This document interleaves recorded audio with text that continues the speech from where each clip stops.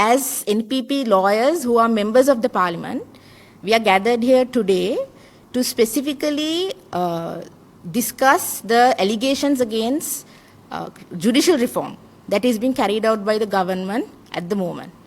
We should emphasize that one of the main allegations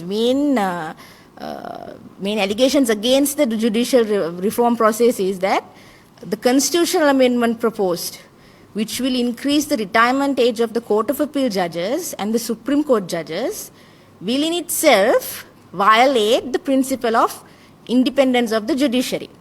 It's true, independence of the judiciary is protected under the Constitution. Under Article 107 of the Constitution, independence of the judiciary is protected.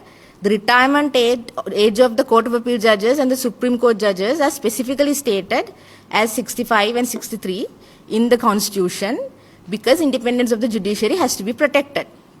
But does this mean that a constitutional amendment or that amending the Constitution itself would result in violating this principle? Or are there other elements or are there other deep analysis that we should be doing to see whether there is a violation in relation to the principle of independence of judiciary? So we argue that there is no violation of independence of the judiciary, because independence of the judiciary has several elements to it. It's not just a phrase, it's not just a set of words, there are several elements to it. It encompasses security of tenure, it encompasses security of income, especially for the judges.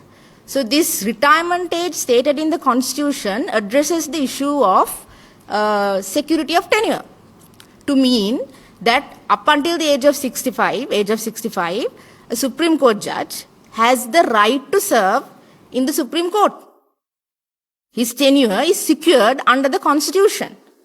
This doesn't mean that an extension of the tenure means that the tenure is not harmed, the tenure is not decreased, the judge is not forced to retire early. His tenure is actually extended. How would this affect independence of the judiciary? Because security of tenure is not at all affected. It's not at all affected through this constitutional amendment. Court of Appeal judges who are currently serving, Supreme Court judges who are currently serving and sitting, they will be given 2 extended years to serve in their capacity, to serve the country. That is what is basically the constitutional amendment is trying to achieve. They are not this is not taking away any of their rights. This is not affecting them. This is not taking away any other judges' rights. This is basically saying that the judges can serve 2 more years. Independence of the judiciary would be violated if there was a decrease. I have seen several eminent lawyers arguing that a decrease and an increase has the same impact. It does not have the same impact. Under the UN principles on independence of the judiciary and Beijing statement, tenure security is specifically addressed. Tenure security means you cannot be thrown out, you cannot be fired, the way that Shirani Bandaranayake, the former Chief Justice, was thrown out of the Supreme Court. That was an infringement of independence of the judiciary, because she had the right to serve more. She was not given a proper audience. She was accused of baseless misconduct, and then she was thrown out of the judiciary. That's a violation. But extending the term does not have the same consequence, and it does not have the same effect. So we have to be truthful and honest in making these allegations that a decrease and an increase does not have the same impact. It does not have the same impact, and therefore it is not a violation of the independence of the judiciary. They also argue that this has to go to a referendum. Of course, whether a law has to go to a referendum, whether a constitutional amendment has to go to a referendum, has to be eventually decided by the Supreme Court. We don't have the right to decide that. But as lawyers, we don't see the need for a referendum, because in the Constitution, the articles that needs a referendum, an article that needs a referendum to be amended are specifically stated. One can argue that independence of the judiciary, because there are previous judgments on this, that independence of the judiciary is also one of those concepts, and articles related to that also have to be going through a referendum. But This specific amendment does not affect independence of the judiciary. It has no relation to the independence of the judiciary.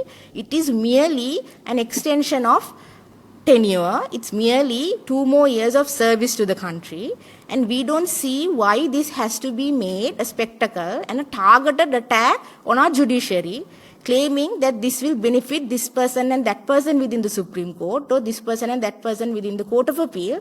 It is very unfortunate that lawyers themselves sometimes say these incredulous things against the judiciary. As officers of the judiciary, as lawyers, our main work is to assist the judiciary. We are lawyers of the Supreme Court. We are bound to respect the Supreme Court and keep that honor. So at this point, we have made it an open field to target the judiciary and make baseless allegations against the highest judges, against the Chief Justice of the country, against Supreme Court judges. And it's very unfortunate that we are letting this process unravel without proper criticism and scrutiny of the allegation that is being made. So if there are any concerns about independence of the judiciary, of course we are willing to listen. I think those should be addressed. But just saying the phrase independence of the judiciary and repeating it every day does not mean that there is an impact on independence of the judiciary. Thank you.